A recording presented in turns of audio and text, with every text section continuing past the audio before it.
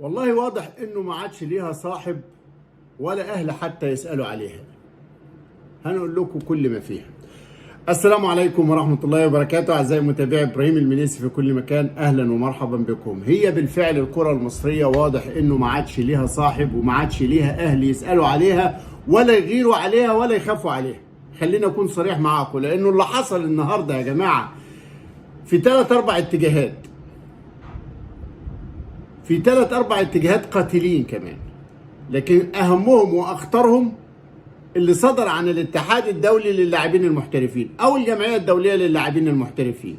انتم متخيلين لما في جمعيه او اتحاد دولي بهذا المستوى للاعبين المحترفين حول العالم يصف الكره المصريه بانها سيئه السمعه،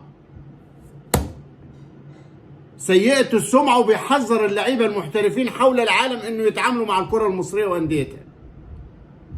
فيه بعد كده اساءه وفي بعد كده كلام خطر عشان يحصل لكده. الجمعيه الدوليه للاعبين المحترفين هقول لكم اصدر اتحاد لاعبي كره القدم المحترفين الفيفا برو توصيه للاعبين بعدم التعاقد مع انديه الدوري المصري. دي انديه سيئه، شوفوا المصيبه. عشان كده بقول لكم انه واضح انه محدش غيران على الكوره. قال الاتحاد الدولي، نشر الاتحاد بيانا رسميا النهارده الاربع، قال فيه يلاحظ الفيف برو مؤخرا ارتفاعا في النزاعات بين اللاعبين والانديه في مصر فيما يتعلق بحالات مثل عدم دفع الرواتب والسلوك التعسفي، مثل مصادره جوازات السفر والتزوير والابتزاز.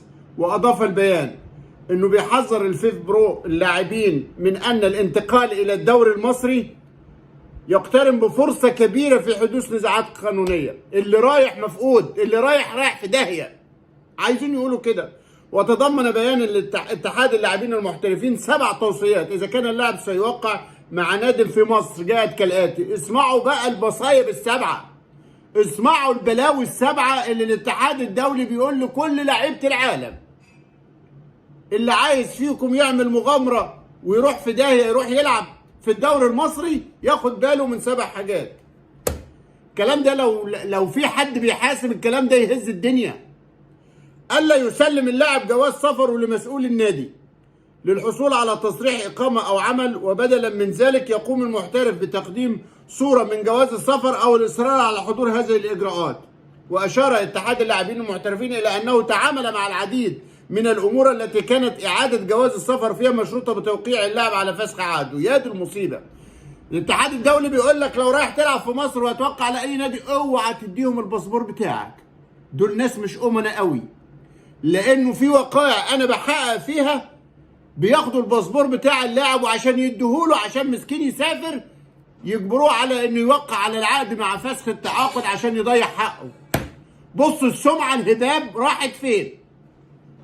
بيقول كمان كذلك حذر البيان اللاعبين من توقيع عقود على بياض. اوعوا تمضوا للناس دول على بياض بغض النظر عن مبرر النادي، اي مبرر يقوله لكم ما تصدقوهمش. وذكر الاتحاد انه شهد العديد من الحالات التي يوقع فيها النادي واللاعب عقدا واحدا يحتوي على جميع التفاصيل، وبعد ذلك يطلب من اللاعب التوقيع على عدد من العقود الفارغه.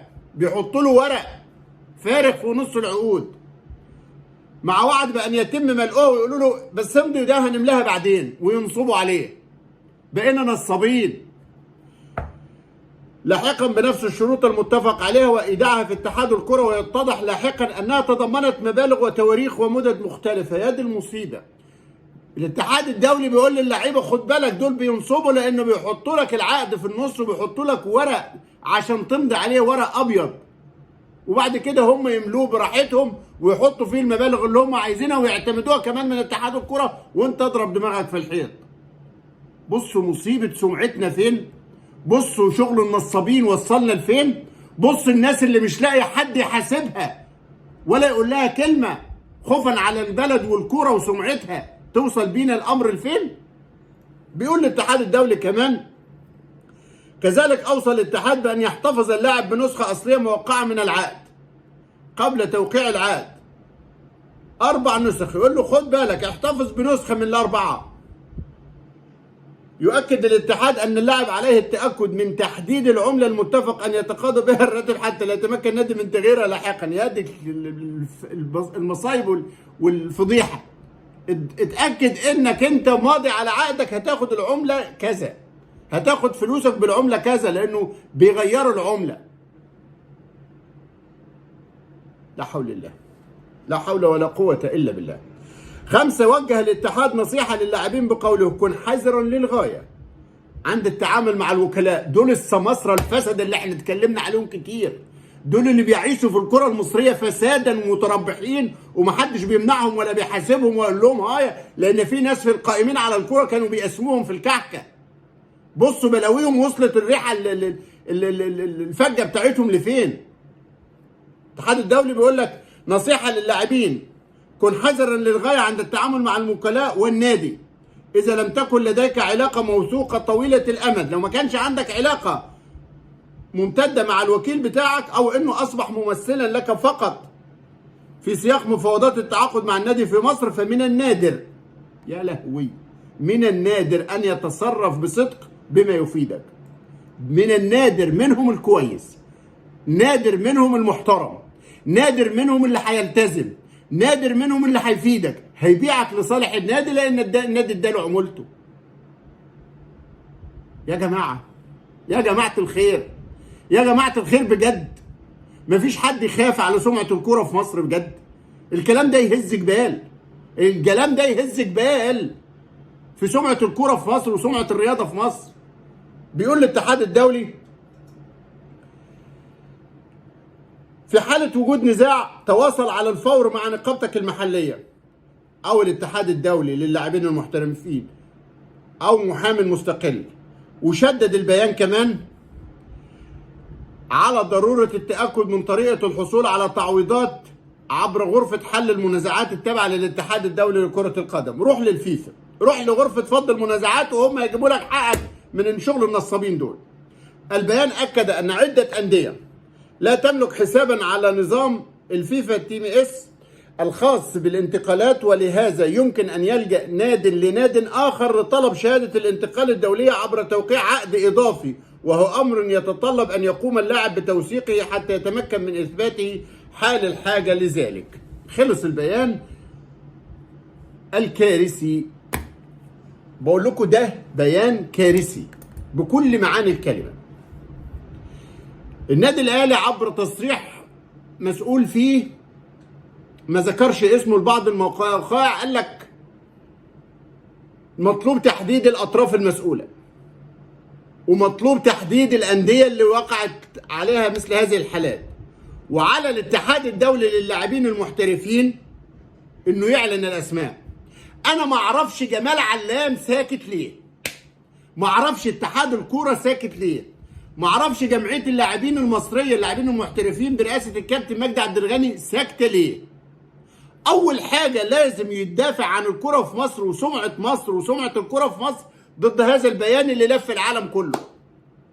قولوا لنا مين الفسد اللي انتوا تقصدوهم، قولوا لنا البلاك ليست فيه نادي مين ومين ومين ومين اللي اساءوا لصوره الكره في مصر وصوره مصر الرياضيه. حددوهم عشان يغوروا في 60 داهيه، حددوهم عشان البلد تنضف من الكوارث اللي في الكوره، الانديه اللي عامله كذا ايا كان هو النادي مين. بس حددوا ده، لانه القاء التهم على المشاع بهذا الشكل دي فضيحه دوليه، فضيحه دوليه للاهلي وللزمالك وللاسماعيلي وللاتحاد وللمحله ولكل الانديه في مصر، لانه ما سماش حد وما سمعناش لا رد فعل من جمال علام ولا من مجدي عبد الغني ولا من الدكتور اشرف صبحي ولا حد من سمعه الرياضه المصريه، حد متضايق وخايف وزعلان ومقهور من اللي حصل من هذه الاساءه في بيان شديد القسوه على الكره وسمعتها، على مصر الرياضيه وسمعتها. سمعتوا حد اتضايق بذمتكم؟ فضيحه دوليه تتوزع على كل الانديه وعلى كل اللاعبين المحترفين في العالم في بيان فيه 7 نقاط قاتلين يكشفوا عورات هذا الفساد البين اللي موجود في الكرة في مصر. ما تطلع يا سياده الوزير تقول مين الانديه اللي عملت المصايب السوداء دي. ما تعمل تشريع يا راجل مره واحده. اعمل تشريع وانت بتعدل القانون انه اي نادي، اي مجلس اداره لنادي او الاتحاد يرتكب اخطاء تعرض سمعه مصر في الخارج لعقوبات، او تعرض النادي بتاعه او الهيئه بتاعته ايا كانت نادي او اتحاد لعقوبات دوليه نتيجه الاخلال بالعقود والتعاقدات، يتحمل مجلس الاداره رئيس واعضاء هذه الاموال. انما انتوا بتسكتوا، انتوا بتسكتوا وكل واحد بيزقها بالعصايه اللي بعده. فتبص تلاقي كل مجلس عنده تراكمات من الديون والبلاوي والفساد والقضايا والاحكام قد كده وما بيسددش، وبتسكتوا عليهم وبتساندوهم. بس في النهايه بتنفجر ماسوره الفساد بهذا الشكل. بتجيلك الكارثه من بره بهذا الوضع. بيطلع بيان دولي يتوزع عبر وكالات الانباء للعالم كله في هذه الاساءه وهذا التحذير وهذه القسوه المميته جدا في حق الكره في مصر. حد هيتكلم؟ حد هيحاسب؟ كان حاسبه ميدو. كان حاسبه ميدو لان الحقيقه ميدو طلع كمان بتصريح على شغل بقى التحشيش. اتفرجوا بقى، خليها تكمل. ميدو كتب النهارده تغريده له على صفحته الرسميه على تويتر. قال لك الدوري المصري فاسد بكل معاني الكلمه، ولجنه المسابقات ترزي محترم يقيف لك اي جدول انت عايزه على مقاسك بالظبط. اتحاد الكره بيتخانقوا على السفريات وفقرات تحكيميه كوميديه، وخطوط الفار عندنا عرضيه وافقيه، ولو مش عاجبك تقدر تعطله خالص عادي، مفيش مشكله. ده بيقول ميدو. وقرعه الكاس تسحبها زي احلى نفس من احلى سيجاره محشيه. سيجاره محشيه. ميدو بيكلمكم ان انتوا بتعملوا قرعه الكاس وكانك بتسحب سيجاره محشيه. شفتوا بقى الامور وصلت لفين؟ حد بيحاسب؟ حد بيراجع؟ بس كهربا يروح الانضباط. كهربا يروح الانضباط ويطلع عينه ويتغرم ويتوقع، ونسمع بقى كل بتوع الفضيله. ميدو بيقدم على انه عضو اللجنه الفنيه في نادي الزمالك. حد هيحاسبه؟ حد هيقول له انت قلت ازاي كده؟ اتهامات بالفساد باللفظ. اتحاد فاسد. وبيقول عن حقيقه ازمه مستحقات الزمالك. قال لك هناك بروتوكول متفق عليه ان اداره الزمالك تدفع 15 مليون جنيه في كل فتره قيد، ونادي الزمالك يعرف ما له وما عليه، وطلبنا طلب رسمي من الحكومه لجدوله المستحقات. ما لناش دعوه بالمستحقات وما لناش دعوه بالجدوله، لان ده اتحاد مش هيقدر ياخد موقف رجولي ويلزم اي نادي قبل ما يسجل او يشترك في الدوري يدفع اللي عليه. وقلت لكم قبل كده نفذ ده على الاهلي قبل ما تنفذه على اي حد تاني، بس ما تجبرش الاهلي وتجبر اسوان الصعايده الغلابه يا عم جمال يا علام يجي يدفعوا الفلوس، والزمالك بعد كده يعمل اللي هو عايزه من غير ما يدفع حاجه. بس كلام ميدو ده عارفين عنده حق ليه؟ لانه ماجد سامي الراجل طلع وقال لك هل يعقل انه في اتحاد كوره يقبض من نادي 10 مليون جنيه قبل 48 ساعه من خوض فريق هذا النادي مباراه مؤثره في صعوده؟ بيتكلم على زد. حد رد على ماجد سامي؟ حد هيرد على ميدو؟ قرعه الكاس يا عم ميدو الانديه بتبعت مندوبيها وبيسحبوها، لا سيجاره محشيه ولا سيجاره فارغه. اسال نادي الزمالك بعت مندوب، وكل الانديه المشاركه بعتت مندوب سحب القرعه، فمحدش لعب في القرعه. لكن لو بتتكلم على الاتحاد فاسد واداره المسابقات، اللي قول لي هو حازم امام وجوده في اتحاد الكره ده شرعي؟ قسما بالله العظيم وجود باطل وغير قانوني. ايه رايك؟ انا حلفت عظيم بموجب لائحه النظام الاساسي اللي معموله من الاتحاد الدولي المعتمده للاتحاد المصري، اللي بتحظر بشكل واضح وقاطع على اي عضو مجلس اداره نادي او عضو مجلس اداره الاتحاد انه يكون بيشغل عضويه او عمل اي شكل من الاشكال في اي نادي عضو في هذه الجمعيه لهذا الاتحاد. وانت عندك البورد بتاع مجلس بتاع اتحاد بتاع نادي زد الرياضي، حازم عضو مجلس اداره وعضو مجلس اداره الاتحاد. الكلام مش عند ماجد سامي بس، ما تشوف يا عم ميدو صديقك الكابتن حازم امام ازاي انت عضو مجلس اداره في زد وفي الاتحاد المصري لكره القدم مع بعض. ده مفيش دليل على فساد اداري اكتر من كده. زي بالظبط عماد متعب مندوب من النادي الاهلي في رابطه الانديه المحترفه وعضو مجلس اداره نادي زد. مش مفهومه. النائب احمد دياب، عشان ما نسكتش على اي حد، ما دام عايزين تنظفوا وما دام عايزين تواجهوا الكوارث ديت، ازاي النائب احمد دياب في تشكيل مجلس اداره نادي زد مسؤول بارز في مجلس الاداره ورئيس رابطه الانديه المحترفه؟ ازاي؟ مش هقول لكم موقعه في نادي فيوتشر، لا، في نادي زد اللي هيصعد، اللي ماجد سامي بيقول لك ازاي نادي يدفع الاتحاد 10 مليون جنيه قبل مباراه. هو الاتحاد ده موجود ولا مش موجود؟ هي اللوائح دي انتوا حاطينها علشان ترموها في الزباله ولا عشان تحترموها؟ اللائحه ام القانون. لائحه النظام الاساسي لاتحاد الكره معتمده من الاتحاد الدولي. الشروط اللي فيها انتوا بتخالفوها. ميدو بيخبط عشان يخبط في عامر حسين، بس بقول لكم بص الى صديقك حازم امام، وجوده شرعي ولا مش شرعي؟ وقلت لكم حازم وقلت لكم ميدو وقلت لكم النائب احمد دياب. الناس دي كلها وجودها في الرابطه وفي الاتحاد بموجب وجودها في نادي زد غير شرعي، غير قانوني، غير سليم. زد تجربه رياضيه استثماريه هايله، اضافه للمنظومه الكرويه طبعا، بس وفقا للقانون وباحترام اللائحه. واللي هنا ما ينفعش يبقى هنا، لانه ما ينفعش وانت قاعد في مجلس اداره الاتحاد بتقرر قرار لنادي انت عضو مجلس اداره فيه او مرتبط بعمل فيه. وصلنا للدرجه دي. عشان كده السمعه الدوليه وصلت للمستوى اللي واضح انه والله الكره المصريه لا لها صاحب ولا لها اهل يسالوا عليها. شكرا لحضراتكم.